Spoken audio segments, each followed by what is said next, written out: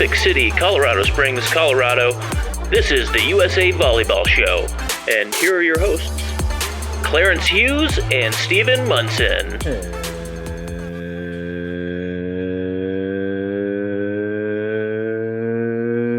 Hello, and welcome to 2023, and welcome to episode 55, our first episode back of the year of, our first episode of the new year of 2023. New I year. Still can't speak. Stephen, how you been? 2023, let's go. I don't know how we're going to top last year. We got some ideas. Pretty good year, but we have some ideas. We have some things on the horizon. But yeah, I'm doing great. Excited for the new year of the podcast, and love how we ended last year with the podcast. And I'm sure we'll get to talk about that here in a little bit. But first off, do you have any New Year's resolutions? Consistency, just trying to be more consistent in everything I do overall, from work to me playing volleyball recreationally, to me coaching volleyball, to communicating with people. Just consistent overall. I do have one specific goal. I have to play in a mountain tournament this year. That is love that. One goal I have for sure. What about you? Love that. Maybe we should team up. Open level level podcast team up. Little podcast. We got our shirts. Open level. You'll have to find somebody else. I'm kidding. I'm totally kidding. Not grass for sure. No. A or double B, and I'll be your partner. Let's do it. Let's do A or double B. I'm down for it. Sweet. I've played in all of them. They're all so much fun. So USA Volleyball Show coming to a mountain tournament near you. Not really. Yeah. Just the ones in Colorado. But that's right. Consistency though. That's good. I didn't know we were going to get that deep with these, but it could be consistently, being funny. I don't know. It could be anything like that. I love that. No, that's great. I didn't really think about any resolutions until probably a couple of days ago. And, my wife and I moved into our house last year and still have yet to hang anything up. So that's kind of my resolution, just to get the house more decorated, more together. A couple boxes still to unpack, some furniture to be purchased. So get the house together, get the house in order. That's a good idea. I need to get my apartment together. I still haven't put anything on the walls, hung anything up or anything like that. I just moved my desk to where I actually want it to be in this place, and it's a slow process. It's just you're doing a lot, and then you get a little bit of time off. You're like, I'll do it later. It's not bothering anything. A little bit here and there through the year, and you'll get there for sure. You get there. That's my plan. That's my plan. Yeah, we'll check back in December. We'll see if I have anything on the walls at that point. Well, I mean, Happy New Year to you and all the friends of the pod listening here. Let's take a little bit of time to just talk about what happened at the AVCA Convention, American Volleyball Coaches Association, Omaha, Nebraska. Wow. Where do we start with that experience, man? It was cold. Oh, it was so cold. It was a different kind of cold, wind chilling cold. Yeah, like you walk outside and like it just hurts. Like your face just hurts, and it's just your nose goes numb, and it's just different. But also like that's just part of the experience, right? Like I could do without it. I could have done without that. Nice try.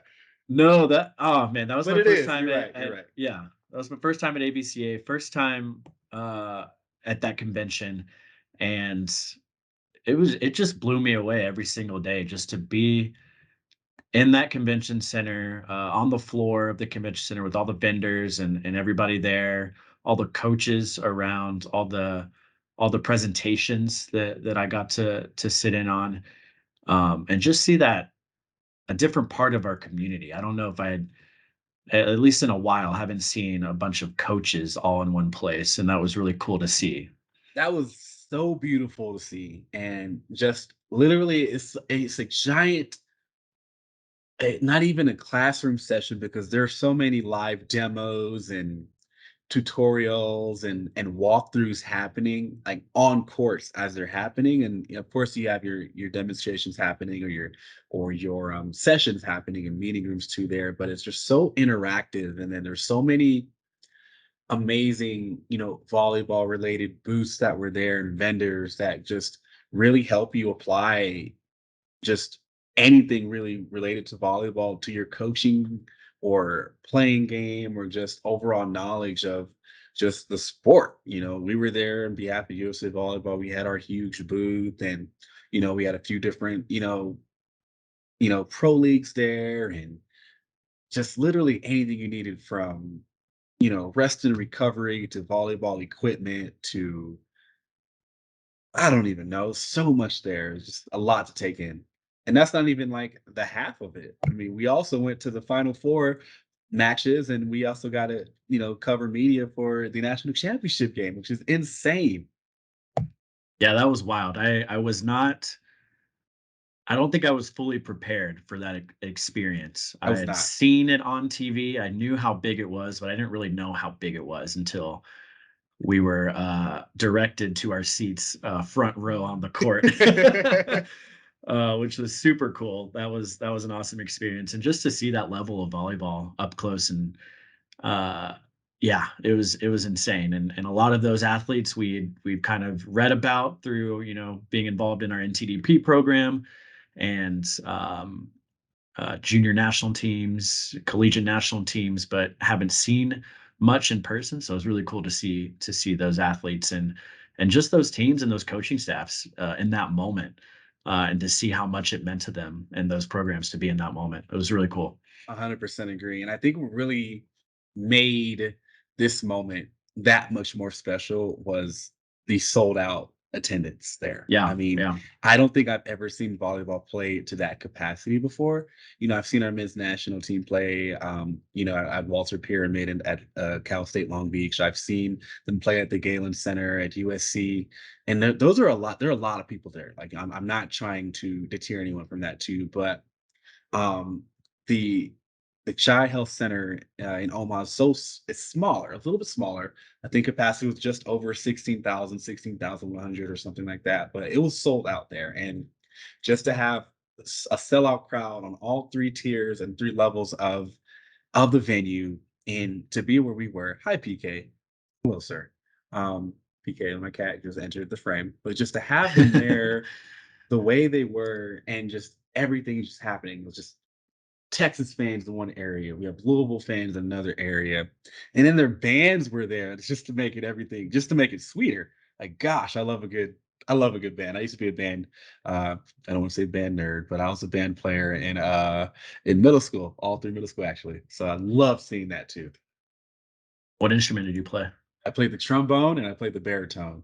Oh, so cool. Loved You it. still had still Low got it? Still brass. got those skills? I don't know if I still got those skills too. I kind of translated into playing the bass guitar now, but it'll Okay. take some practice. But love instruments, man. I love music. So it was really good to see that.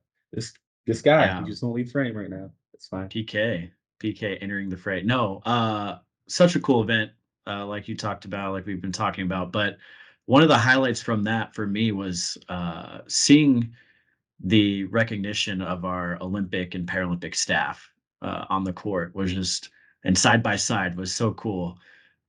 Just in that volleyball environment, sold out crowd, like you said, just seeing those Olympic and Paralympic coaches there and recognizing their achievements in Tokyo, both programs winning gold medals.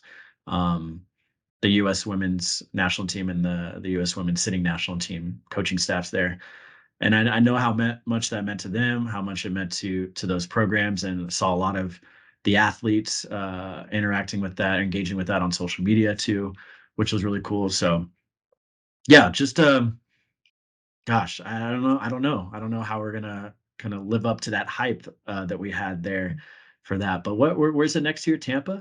A Yeah, I little was gonna say warmer, maybe? there's A little only one warmer? way to live up to it is if we go in 2023 and just repeat it because gosh, one, I love the weather there in Tampa, but two, it's just like us talking about it now does this no justice because there's just so much to take in, so much happening at one point, and even like the coaches games that were happening around that time too.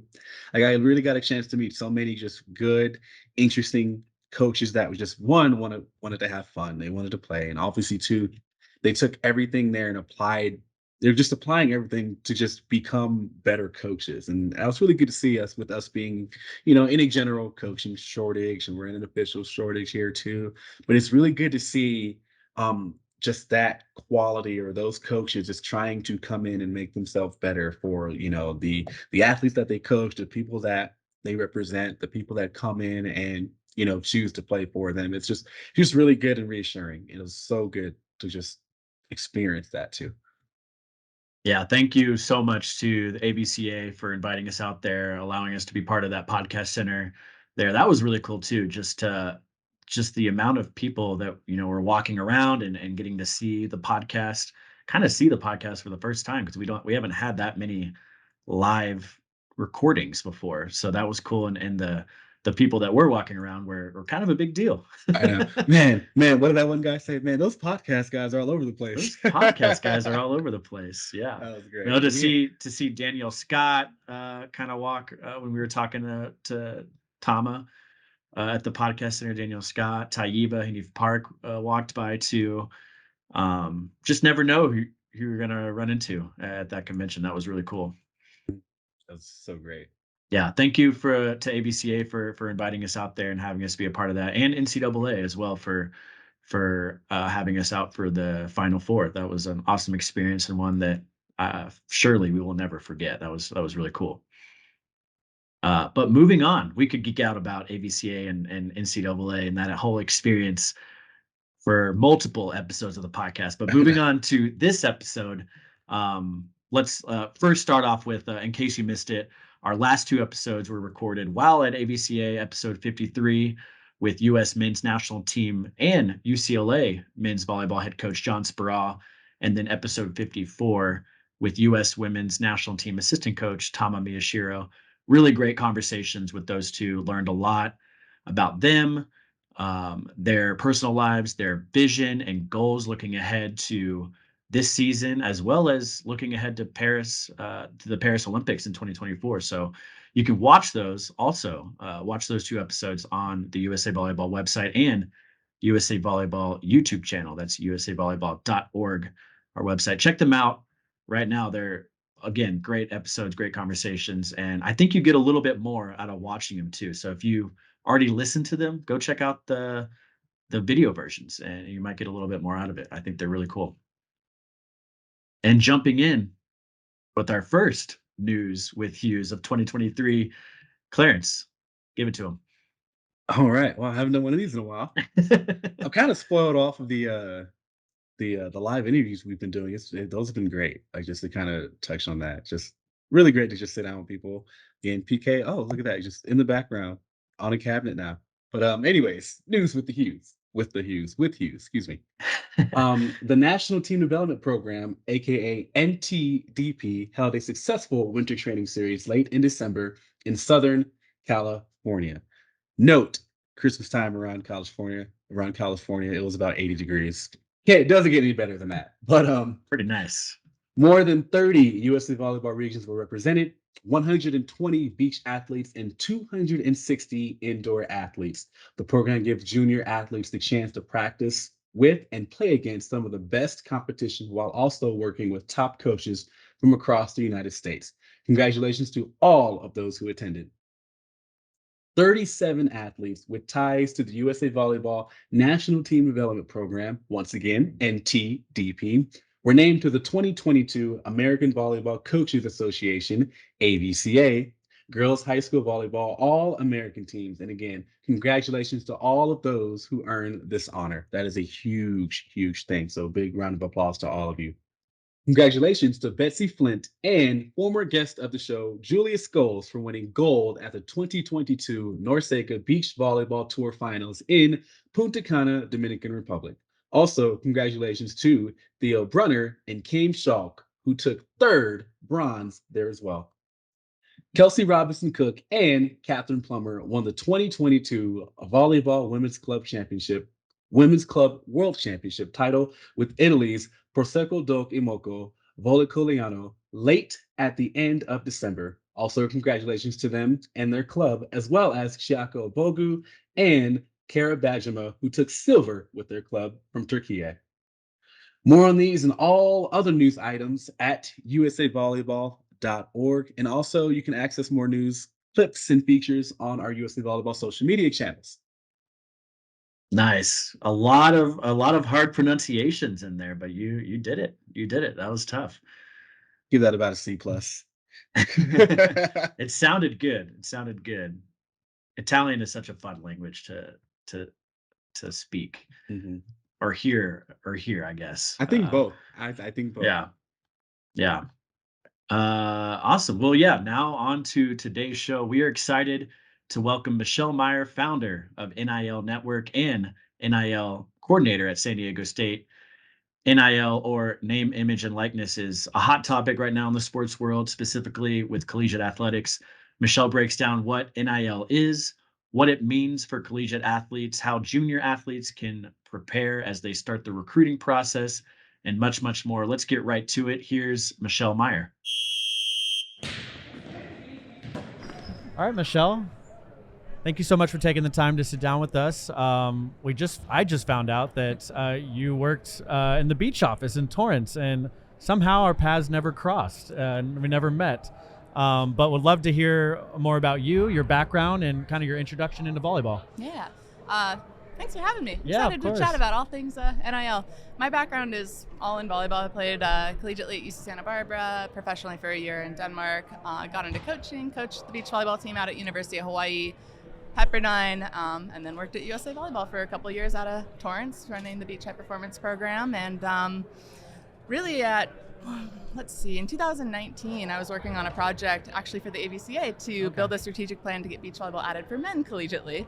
Now, COVID kind of shut that down, but I was really studying, all the economics of intercollegiate athletics, and that's when California passed the first state NIL bill. And I was like, holy moly, this is coming to college sports sooner than later. The following year, an article came up on it. I was like, Florida snuck in there. They passed their NIL bill. It's going into effect next year. And nobody was talking about it. I thought it was the craziest thing that we would have the biggest change, in my opinion, to college sports pretty much since Title IX. And, there wasn't anything out there. So I started NIL Network and really just wanted to pull together resources to help everyone understand and prepare for that change. And I'm still very new to this as well, in understanding what it is, but could you kind of tell us exactly what NIL is? Yep. And then just kind of the impact it's having and gonna have on the sport, all sports, and specifically the sport of volleyball? Yeah, so NIL stands for name, image, and likeness. It's your three pieces of your right to publicity. Something that every U.S. citizen has, except for college athletes up until last July 1st. Name's pretty obvious. Your name, your image is pretty obvious. Your likeness, not as obvious. It really is your semblance. So if you're thinking autograph, an outline, or a cartoon character that kind of resembles you, that would be your likeness. So first year and a half, now we have our 500,000 NCAA athletes that are able to take advantage of this.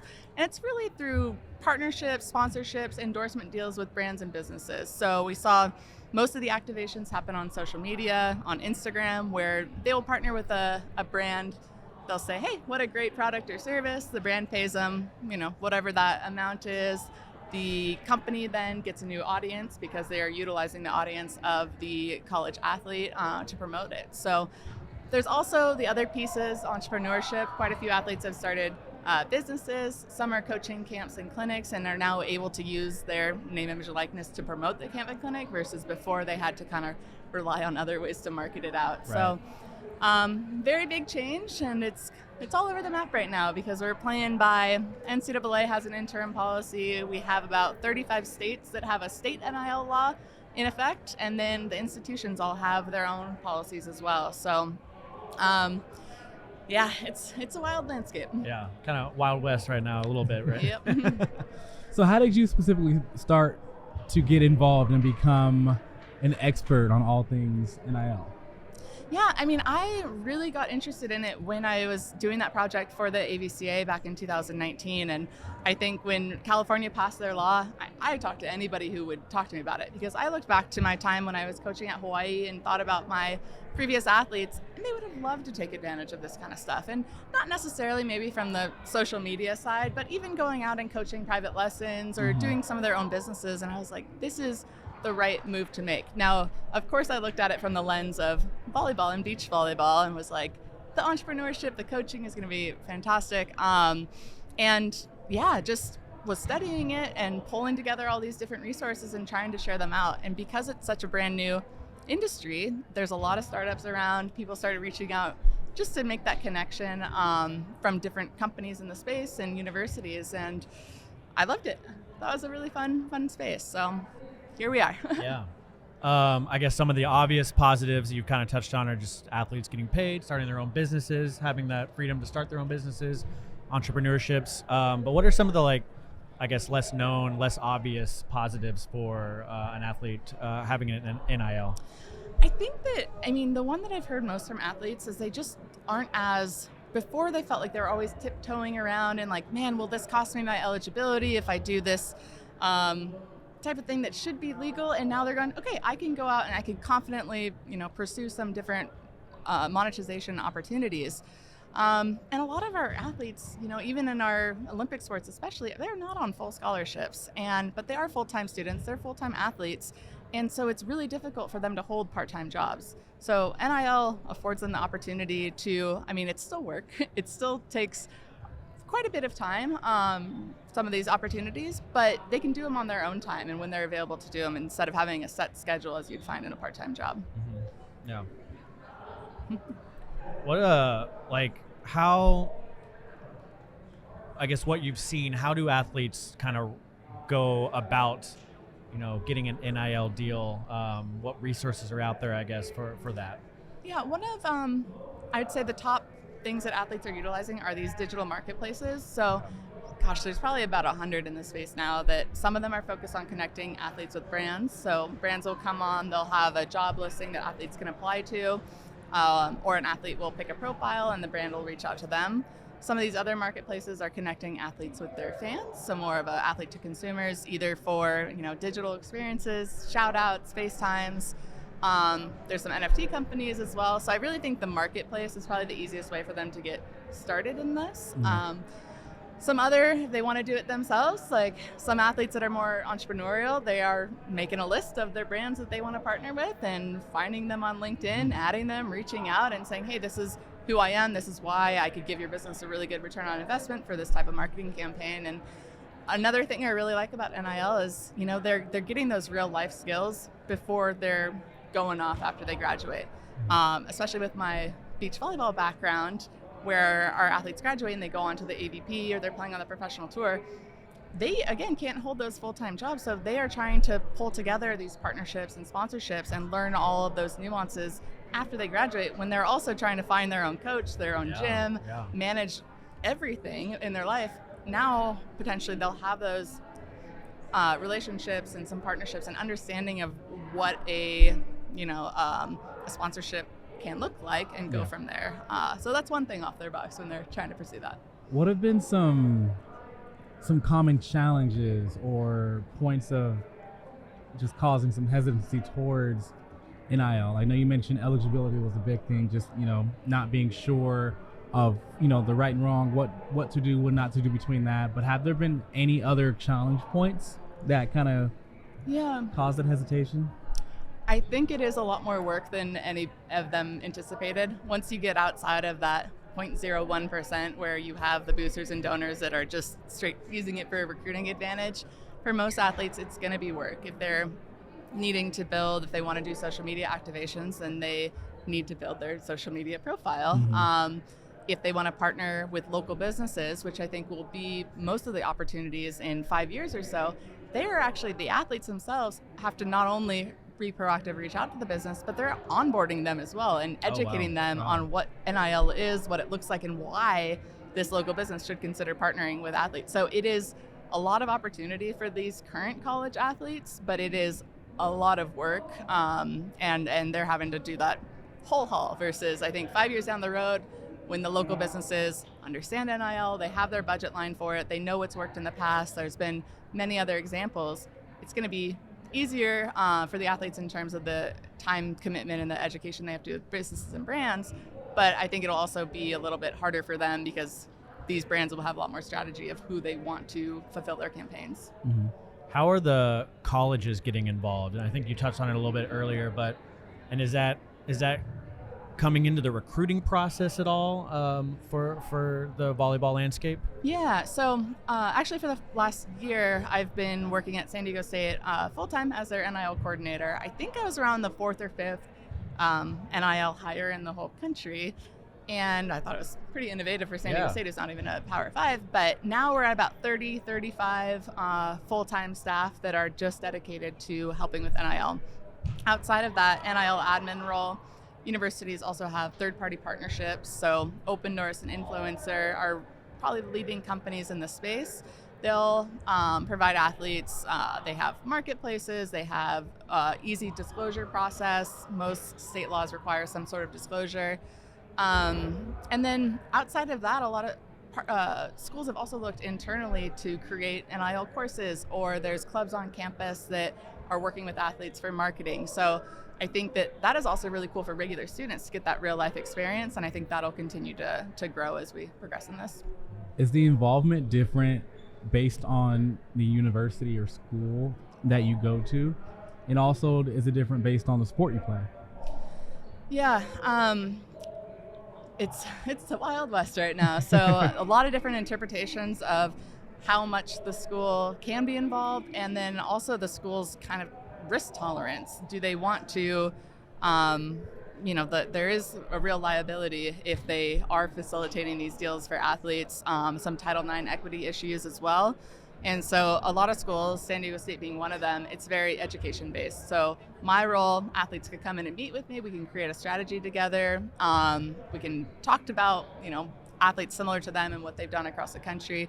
I can also talk to local businesses, our donors, but it's all from an education perspective and not that facilitation. So if a brand business comes to me and says, hey, we want to work with an athlete, which one would you recommend?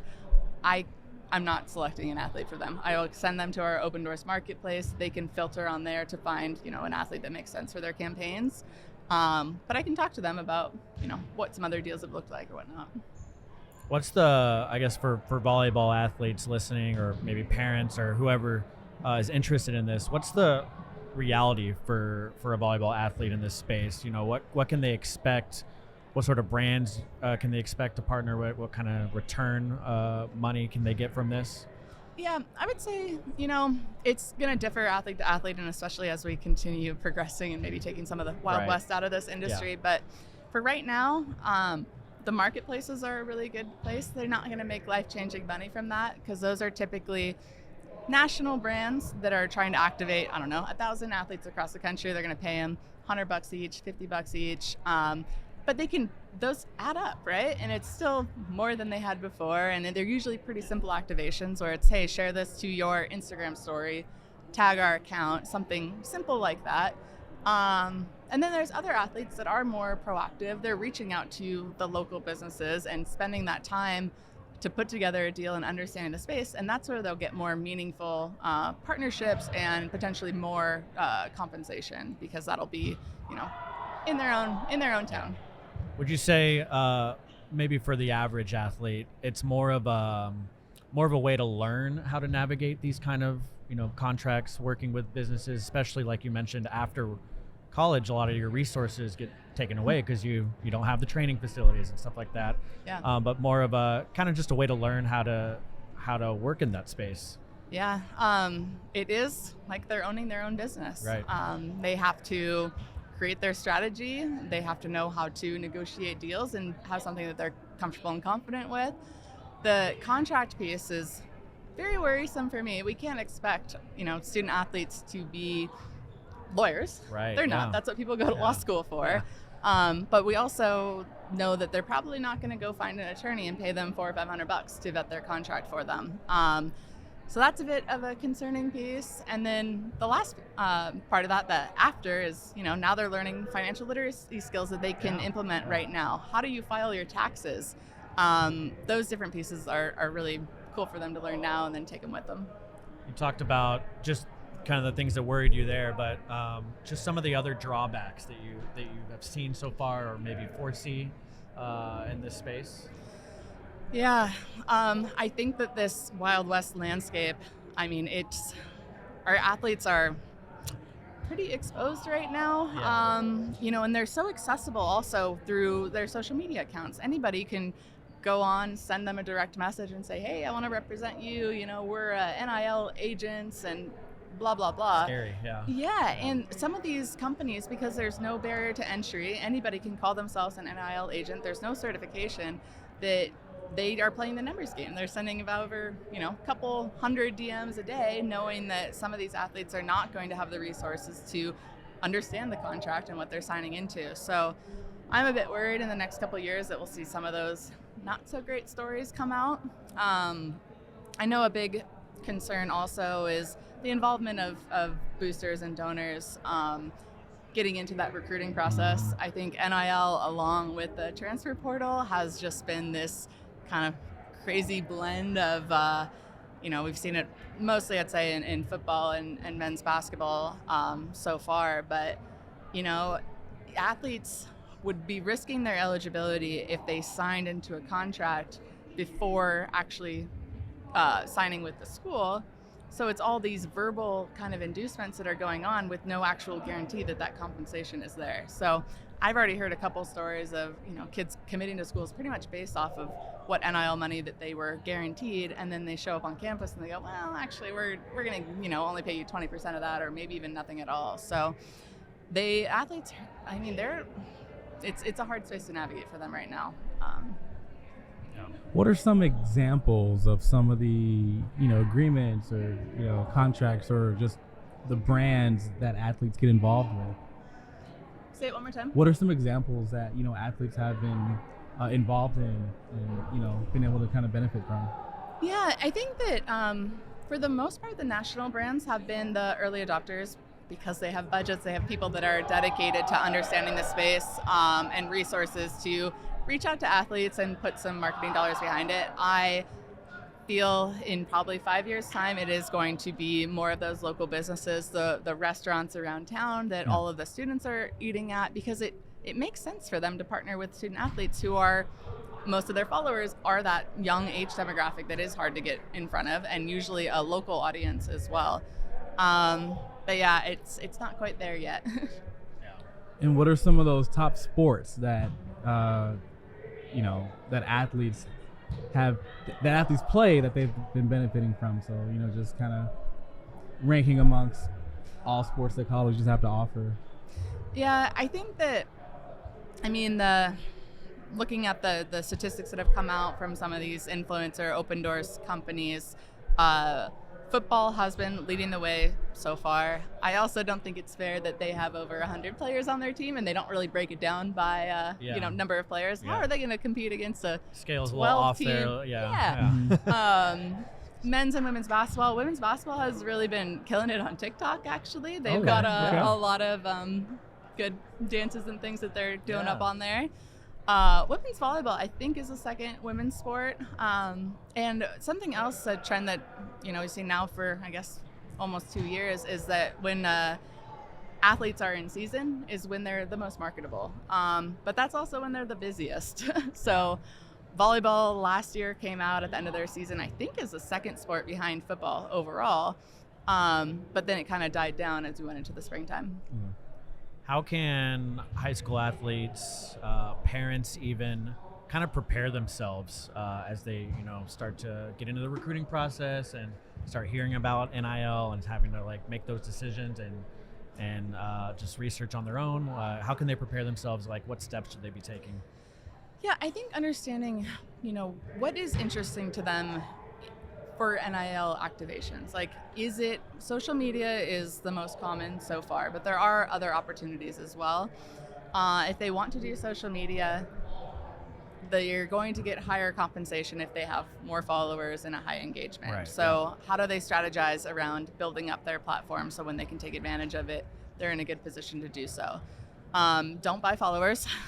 People can see right through that stuff now. There are so many tools out there that, and it's just silly. Yeah. I can't believe how many are still doing that. Yeah. But yeah, and if they want to, if they're interested in business, if they're interested again in coaching or some other things, how can they best position themselves and start taking kind of steps to build that strategy now?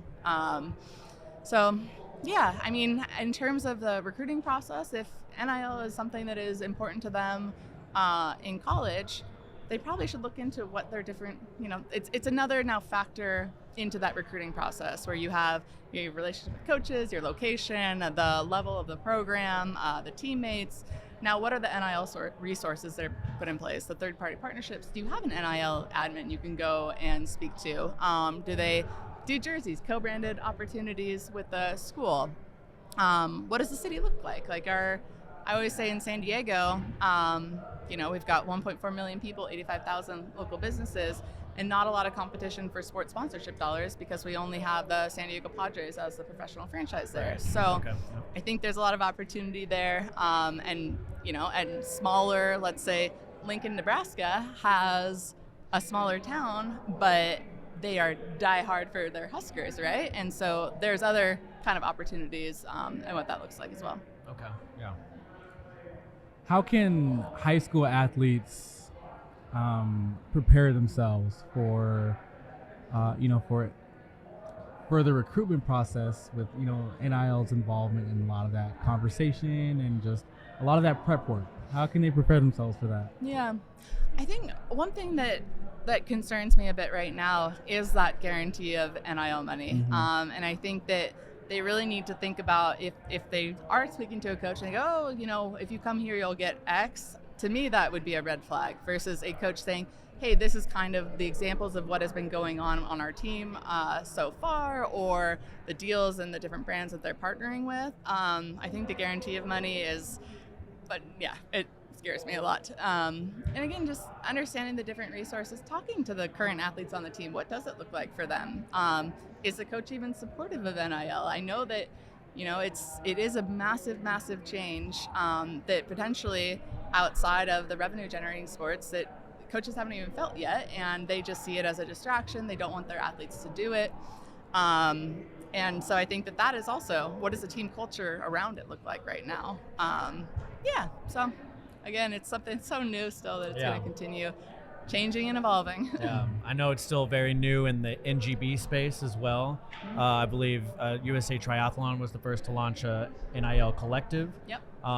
Is this something that you think NGB should get more involved in? I know they're not a college; they're kind of more on the professional side a little bit, but they deal a lot with the youth grassroots volleyball too. Yeah. But do you think NGB should start thinking about this more?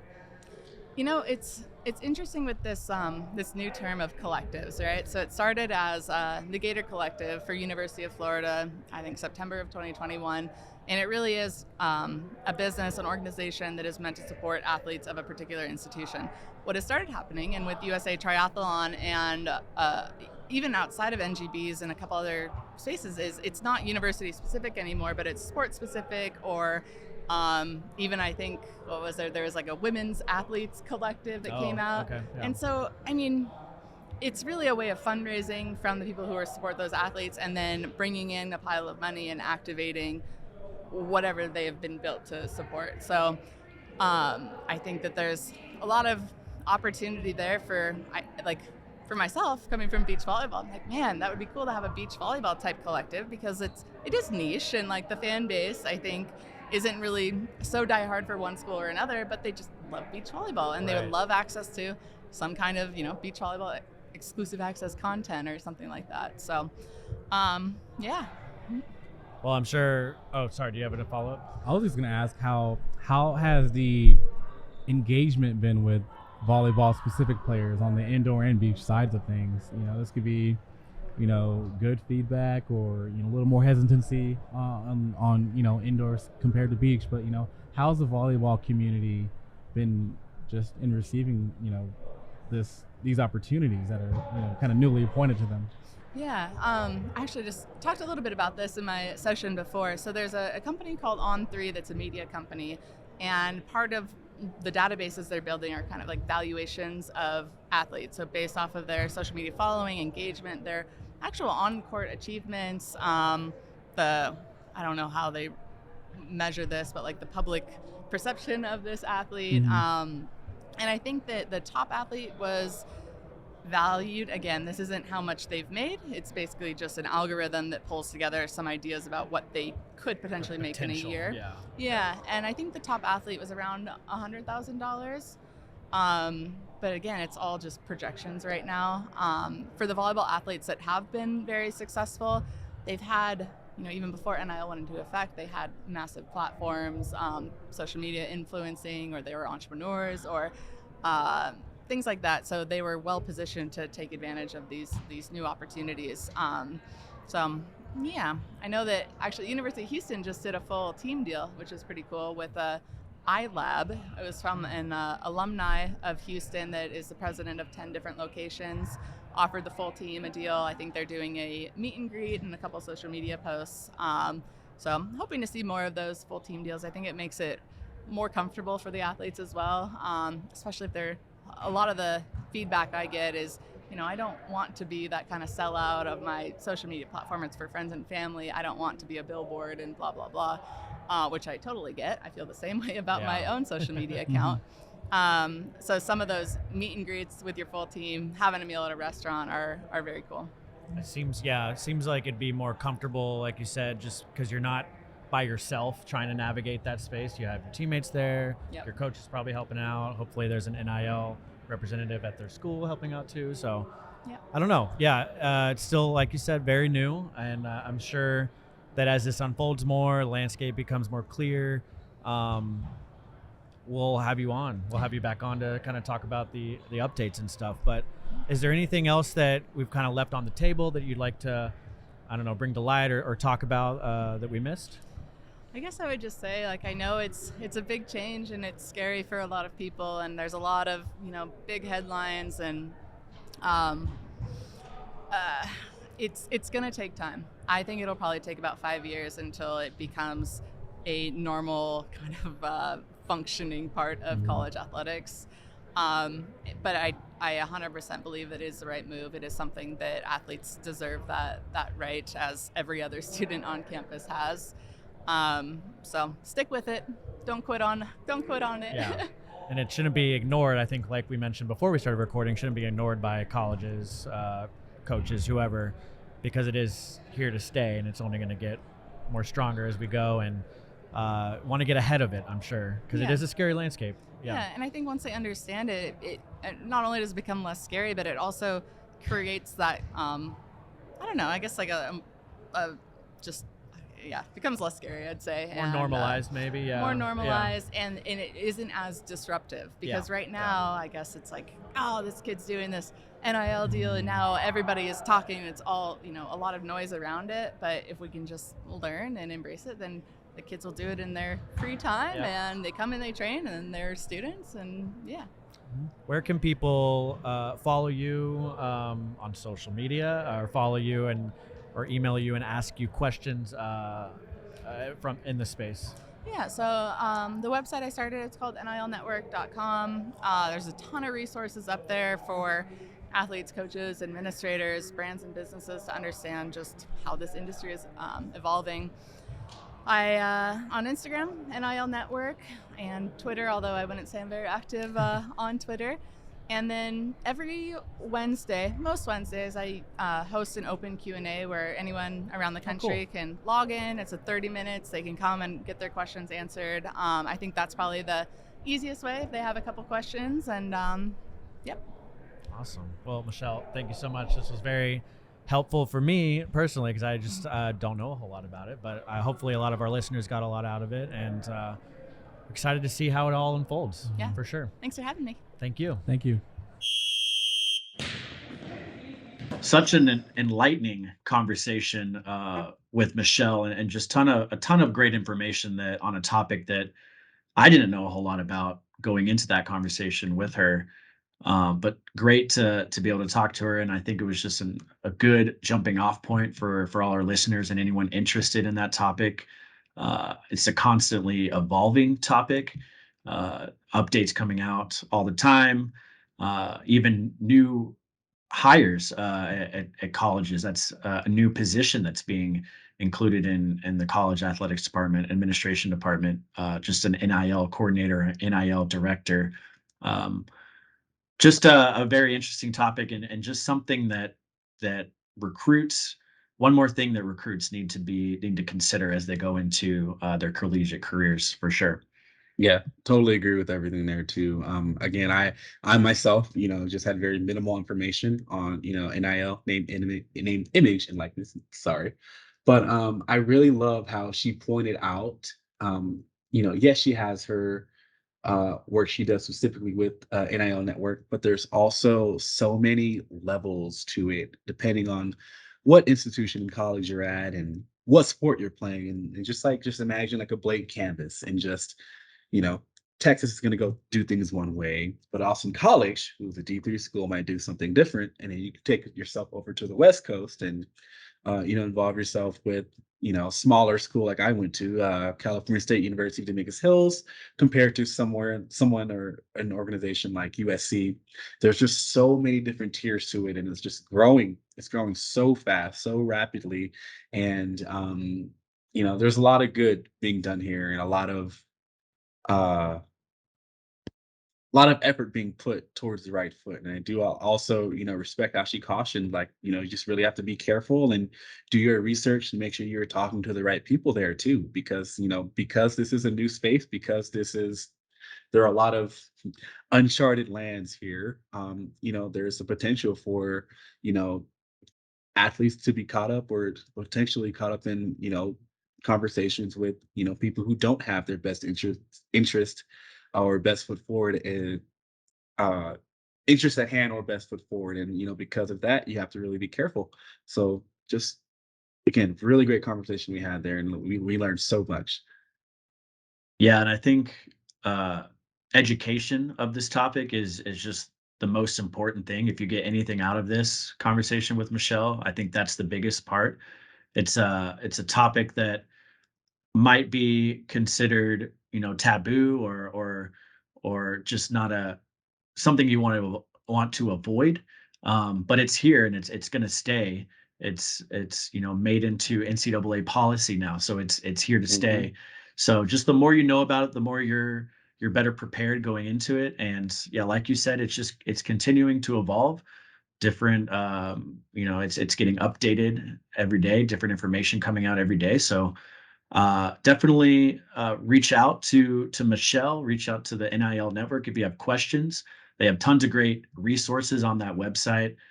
Their Instagram account also has a ton of great resources and information. I saw just today when I was looking at their Instagram that Michelle does little Q&As every Wednesday.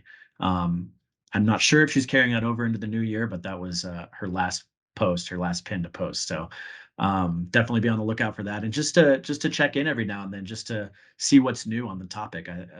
That's nilnetwork.com, and then on Instagram at the NIL Network. Definitely going to be, for us, I think we're going to be checking in on this topic too moving forward. Just new stuff comes up, maybe we'll check in with Michelle just to see if there's anything new, anything big that we need to have her on again, and just talk through, and maybe go more in depth in this conversation. Mhm. Agreed. Yeah. But again, thank you so much to you, Michelle, for taking the time to sit down with us at the AVCA convention. We hope you liked our backdrop. We hope you liked the setup and the live interview aspect of it too. And it's really good to find out too that Michelle's also a former USA Volleyball employee too. So we're all in this together. But again, as we All learn about connected. literally. But as we learn more about the NIL and some updates, like you mentioned, Stephen, it's just good to be able to chime in and tune in, about what's new in the topic. And also, this was again a live interview, so this was recorded from the USA Volleyball booth at the AVCA Convention is here. If you guys feel like you want to, get that in-person aspect with us, you can watch this episode, since we were there. So again, like we mentioned, this will be available on our USA Volleyball YouTube channel, in addition to all of our social media streaming platforms that we hope people were scanning that QR code as they walked by our lovely banner at the convention as well. Yeah, that was great to have that banner there. Thanks to our marketing coordinator Bree for setting that up. That was sweet. Oh to yeah. have that. We definitely saw people stop and scan that QR code, and then I think that was part of the why we got that guy who walked by said, "Wow, these podcast guys are everywhere." Oh yeah. But that was a lot of fun. Thank you again, Michelle, for taking the time to sit down and talk with us. Great conversation. But moving on with the episode, let's jump into upcoming events. We have a whole bunch, especially here on the junior side, looking at the early part of 2023. First up, we have the Windy City Girls 18s National Qualifier, January 14th through the 16th in Schaumburg, Illinois. The Winter Volleyball Championship Boys National Qualifier, January 14th through the 16th in Chicago, Illinois. The KC MLK Girls 18s National Qualifier, January 14th through the 16th in Kansas City, Missouri. The Lone Star Girls 18s National Qualifier, January 20th through the 22nd in Austin, Texas. The Southwest Classic Boys National Qualifier, January 20th through the 22nd in Austin, Texas. The SCBA Invitational Boys National Qualifier, January 21st through the 22nd in Irvine, California. The Mad Sand Juniors Beach Event, January 21st in Plano, Texas. SCBA Winter Series number 1, January 21st in Hermosa Beach, California. The SSOVA's January St. Pete Beach Tournament, January 22nd in St. Pete Beach, Florida. Wow, that is fun to say. Hard to say. Fun to say. St. Pete Beach, Florida. Woo, say that 8 times fast. Good luck to everyone competing in those events, and shout out to all the USAV regions setting up those events, hosting those events, putting them on. We know that that's a ton of work to do, that it doesn't go unnoticed, and those events don't happen without you. So thank you again for setting those events up. More details on all upcoming events can be found at usavolleyball.org. Now, for a few more indoor club reminders on the junior side here, registration is still open for those looking to compete in the Salt Lake City Showdown on April 8th through 10th and 14th through the 16th. As of today, right now, I can confirm that there is no wait list. So if you're looking to get a team into a national qualifier like Salt Lake City Showdown, get your team registered in AES ASAP. I think you will be accepted, because I am the one who is accepting teams for that one. Also, other events like Sunshine Classic in Orlando, any A6 Show Me qualifier in Kansas City, I believe do have some wait lists, and registration will be closing for them relatively soon. So get on those lists sooner rather than later if you do want to compete. Registration updates. Now, registration updates for our national championship events. We have our Boys International Championship happening in Salt Lake City this year. Registration is now open for that one. Tournament dates are June 29th through July 6th. We have our Girls Junior Nationals 11 through 13s National Championship in Minneapolis. Registration is open as of today. And when I say today, I mean as of this podcast airing today on January 11th. Registration is open for that one. Tournament dates are June 14th through the 17th. Lastly, we have our Girls Junior National 14s through 17s in Chicago. Registration will be opening up for that one on January 18th. Tournament dates are June 28th through July 6th. And reminder, for our national championship events, you do need a bid in order to compete at nationals, with the exception of the Patriot division, which is a free-for-all division. So if you're looking at jumping into competition with the Patriot division, register as soon as it opens up. It is literally down to the second with Patriot division, so don't hesitate there. Also, registration opens up for our adult Open National Championship being held in Dallas, Texas on January 25th. That registration will be a little bit more slow, but get your teams in. Opens is going to be a very, very exciting event this year. I'm so excited to be the lead on that, going into a second year of that one. So all you adults out there, that's for you. Make sure you go ahead and get those teams registered, get your teams together, and we'll see you in Dallas at the end of May. Again, good luck to all teams traveling and competing at our national and regional qualifiers soon, and good luck on your quest to earn a bid to nationals. More information on dates, divisions, and deadlines can be found at usavolleyball.org. I'll give you a little break here after spitting out all that information. Great to have an events person on this podcast to spit that out and give us those reminders. Thank you for that. No problem. Remember, listeners, you can rate and review, share with friends, family, teammates. It really helps this podcast grow and reach new listeners. And check out our video episodes. We're going to be putting out a few more of those starting with this episode, and a few more down the road. So check in with our website, usavolleyball.org, and our YouTube channel to watch those. Again, you'll get a little bit more out of it, I think, even if you've already listened to the episode. Just to be able to watch the interviews, I think is a really cool experience. And we thank you for all your support. Do you know a club that should be featured or a story you'd like to share with us? You can email us at the USAVshow@usav.org. Leave us feedback. Let us know how we're doing. If there's any future topics you want to hear about, let us know. We check our email, check our inbox every day. So we do. I'm just kidding. I do. You don't? I do. Okay. Check our inbox and we'll get those topics. Leave us feedback. We want to improve. We want to keep improving and serving the volleyball community. So let us know what you're interested in, what you want to hear about. Reminder, new episodes drop every other Wednesday. And until next time, thank you for listening to the USA Volleyball Show, the official podcast of USA Volleyball. This has been the USA Volleyball Show with Clarence Hughes and Stephen Munson. Produced by Curtis Ward. Our content producer is Laura Fawcett. Our marketing lead is Bree J. Cox. If you enjoyed this podcast, be sure to rate and review. And if you haven't already, please subscribe to the USA Volleyball Show on Apple Podcasts, Spotify, or wherever you listen to your podcasts.